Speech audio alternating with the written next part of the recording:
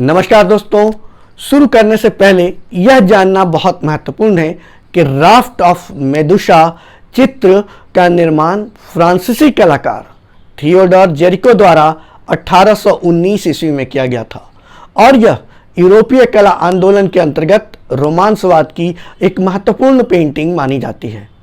Romanticism को हम लोग स्वच्छंदतावाद के नाम से भी जानते हैं। थियोडोर जेरिको एक चित्रकार के साथ लिथोग्राफर भी रहे हैं, यह आप लोग जाने, क्योंकि अक्सर प्रतियोगिता परीक्षाओं में भी ऐसे प्रश्न पूछे जाते हैं। रोमांसवाद के कलाकार थे, वे एक पेंटर के साथ लिथोग्राफर भी रहे हैं। अब आइए हम लोग पेंटिंग की बात करते हैं। तो यह चित्र जो है ग्रीक मैथोलॉजी में भी एक मेदुसा नाम के पात्र है, उससे भी जुड़ा हुआ आप कह सकते हैं, लेकिन इस चित्र के जो संदर्भ हैं उसकी कथा कुछ दूसरी है। जानना यह महत्वपूर्ण है कि आखिर थियोडोर जेरिको ने यह चित्र किस आधार पर और क्यों बनाया। तो वीडियो को अंत तक देखिएगा, बिल्कुल भी स्किप नहीं करना है, क्योंकि अक्सर परीक्षाओं में जो 1 नंबर के प्रति प्रश्न आते हैं वे ऐसे ही डीप स्टडी से आते हैं। आज मैं आपको इस चित्र का पोस्टमार्टम कर अनोखी जानकारी देने वाला हूं। तो अब आगे जानिए राफ्ट ऑफ मेदुसा की रोचक कथा। इस पेंटिंग के बारे में एक रोचक कथा है। तो आप जाने कि राफ्ट ऑफ मेदुसा क्या है। फ्रेंच नौसेना में जो जहाज थे उसमें के साथ लगे हुए एक बड़े से बेड़े को राफ्ट ऑफ मेदुसा कहते थे, जिसे वर्ष 1816 ईस्वी में लंदन के सेलेगन पोर्ट से निकालकर फ्रांस के पोर्ट विली फ्रांस में जाने के लिए भेजा गया था।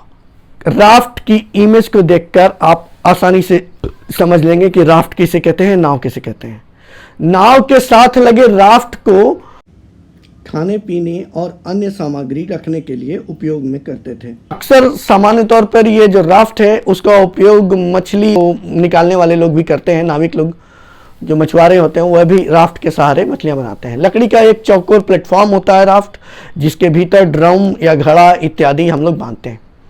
तो नाव के कुछ अधिकारियों ने राफ्ट को बहुत भारी समझकर उसमें कुछ लोगों के साथ, कुछ व्यक्तियों के साथ उसको फ्री छोड़ दिया था और इन लोगों में भोजन सामग्री खत्म होने से 13 दिनों तक जो हुआ उसका वर्णन इस चित्र में किया गया है। क्या क्या हुआ इन 13 दिनों में? जब भोजन खत्म हो गया, 13 दिनों तक जीवन के संघर्ष के लिए मनुष्यों ने एक दूसरे को हत्या करना शुरू कर दिया था, नरभक्षण करने पे उतारू हो गए थे, एक पागलपन सी स्थिति हो गई थी। बाद में हालांकि कुछ लोग बच गए, पर अधिकांश लोग भूख से मर गए थे। इस पेंटिंग में थियोडोर जेरिको ने इसी दुर्घटना को अपनी शोकाकुल भावनाओं के साथ दर्शाया है।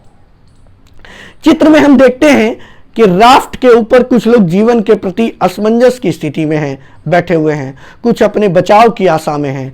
एक गुलाम जैसा व्यक्ति पीछे की ओर देखिए लाल झंडा लहरा रहा है, जो शायद बचाव की उम्मीद से, सहायता की उम्मीद से ऐसा कर रहा है। उसके साथ में भी कुछ और लोग पकड़े हुए हैं। दूसरी ओर राफ्ट के नीचे लोग जीवित रहने के लिए जंगली जानवर जैसा भी बर्ताव करते दिख रहे हैं।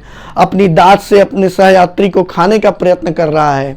उनमें से एक स्त्री का सिर समुद्र में गिरा हुआ है और उसके शरीर का बाकी हिस्सा बेड़े पर है, पैर उसके आगे एक लकड़ी के पीछे से फंसे हुए हैं। कुछ अन्य लोग राफ्ट पर मृत दिखाई देते हैं, किसी का सिर काट लिया गया है। ऐसी भयानकता इस चित्र में है। यह चित्र बहुत बड़े आकार का है। इसकी लंबाई 13.75 फीट और चौड़ाई 23.5 फीट है। यह काफी बड़ी पेंटिंग दिखाई देती है। राफ्ट ऑफ मेदुसा पेंटिंग का निर्माण प्रक्रिया क्या है, आइए अब हम लोग इसको जानते हैं। रोचक लग रहा है ना वीडियो।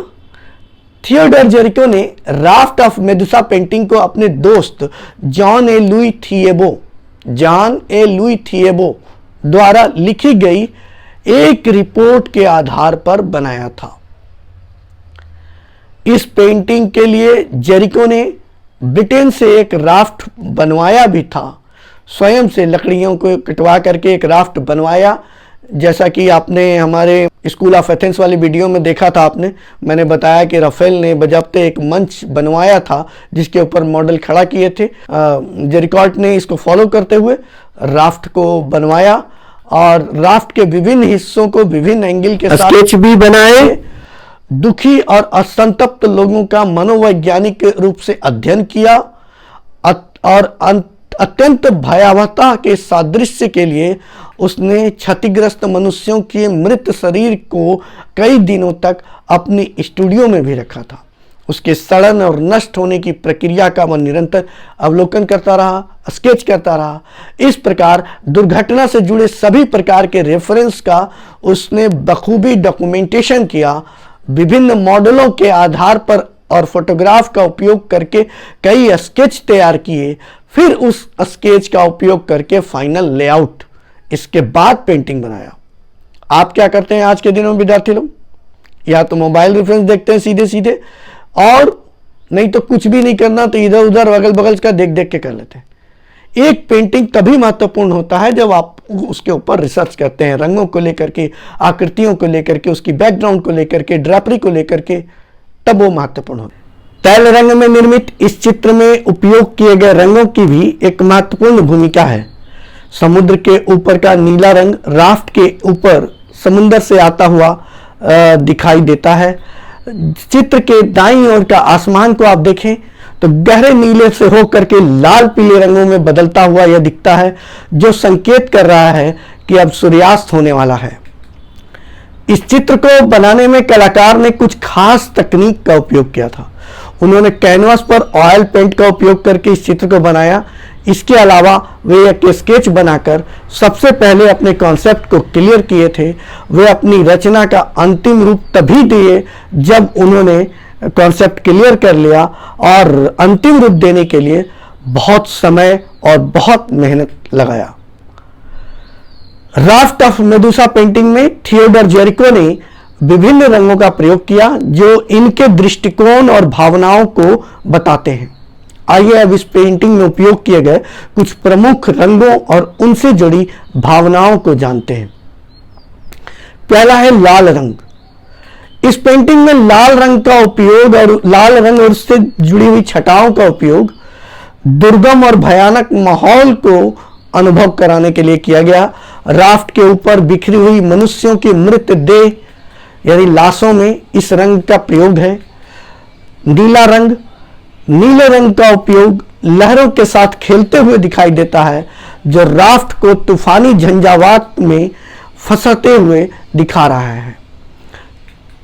इसके बाद हम देखते हैं तो काला गहरा रंग जो पेंटिंग में उपयोग किया गया है उस संकट को दर्शाता है जिसमें राफ्ट के ऊपर के बचे हुए लोग अपने जीवन को बचाने की कोशिश करते हुए दिखाई देते हैं। चौथा पीला रंग को हम देखें तो इसका उपयोग, पीला रंग से तात्पर्य इसकी कई छटाओं से भी है, केवल डायरेक्ट पीला पे आप नहीं जाएंगे, पीले रंग के टोन्स के ऊपर भी बात होगी। पीला रंग का प्रयोग राफ्ट में और कहीं कहीं छोटे छोटे टुकड़ों के रूप में किया गया है। रंगों के धब्बे लगे हैं जो टूटने का ऐसा। और लास्टली सफेद रंग यानी बिल्कुल लाइट कलर कहाँ कहाँ उपयोग है, उसके क्या इंपॉर्टेंस है, इसको जानिए।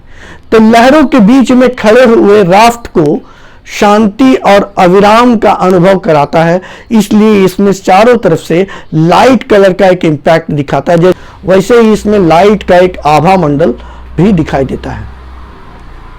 इस चित्र के साथ थियोडोर जेरिको ने एक अनोखी कला प्रदर्शनी का उद्देश्य रखा था। यह चित्र 1819 में तैयार हुई और बनने के बाद फ्रांस की वार्षिक समकालीन कला प्रदर्शनी में प्रदर्शित किया गया। फ्रांस की जो कंटेम्पररी आर्ट सैलून होती है उसमें यह पेंटिंग एग्जिबिट हुई।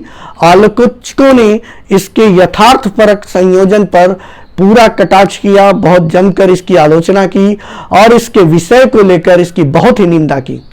वास्तव में यह चित्र राजनैतिक और सामाजिक कुरीतियों पर प्रहार करता हुआ दिखता था। उस समय यह चित्र केवल चित्र मात्र नहीं था, बल्कि तत्कालीन फ्रांसीसी सरकार की कठोर क्रूरता का एक प्रत्यक्ष आईना हुआ करता था। मेडुसा का बेड़ा एक महान कलाकार, महान रोमांसवादी कलाकार थियोडोर जेरिकॉल्ट या जेरिको की एक उत्कृष्ट कृति है जो फ्रांस के राजशाही के विशेष अधिकार प्राप्त सदस्यों द्वारा समाज के कमजोर वर्ग पर किए जाने वाले उत्पीड़न और अत्याचारों के प्रतीक के रूप में जाना जाता है। जेरिको ने इस चित्र के माध्यम से समाज के विभिन्न तबकों, वर्गों और जातियों के बीच अंतर को दिखाने का प्रयास किया है। इसके अलावा उन्होंने इस चित्र के माध्यम से मानव जीवन की अस्थायीता और मृत्यु के भय को भी दर्शाया है। मतलब मनुष्य जीवन का अस्थायित्व तो नहीं है, क्षणभंगुर है और मृत्यु का भय हमेशा सताता है, इसको भी दर्शाने का प्रयास किया है। इस पेंटिंग की सौंदर्यात्मक गुणों को हम देखें तो इसकी विशेषता है कि यह एक ट्रायंगुलर कंपोजिशन है। ऊपर से नीचे की ओर यह ट्रायंगुलर कंपोजिशन बनता है जो इसे अन्य पेंटिंगों से अलग बनाता है। इसमें हाई क्वालिटी का, उच्च क्वालिटी की एक गंभीरता है और जिसमें विस्तृत क्षेत्रों का प्रयोग किया गया है। इसे एक दुर्दम्य और भयावह तस्वीर बनाता है। इसके अलावा इस पेंटिंग में रंगों का उपयोग भी बहुत समझदारी से किया गया जो एक आकर्षक चित्र इसे बनाता है। इस चित्र की रंग योजना उत्कृष्ट है क्योंकि यह सीधे हमारे संवेदनशीलता को पिंच करता है, पोक करता है। इस चित्र का उल्लेख कई आधुनिक लेखकों, शिल्पकारों और विचारकों ने किया है। इसे एक अद्भुत कलाकृति के रूप में जाना है और इसका अद्भुत उत्साह जो है आज भी लोगों को प्रेरित करता है। राफ्ट ऑफ मेदुसा पेंटिंग वर्तमान में लूव्र म्यूजियम पेरिस में संग्रहित है।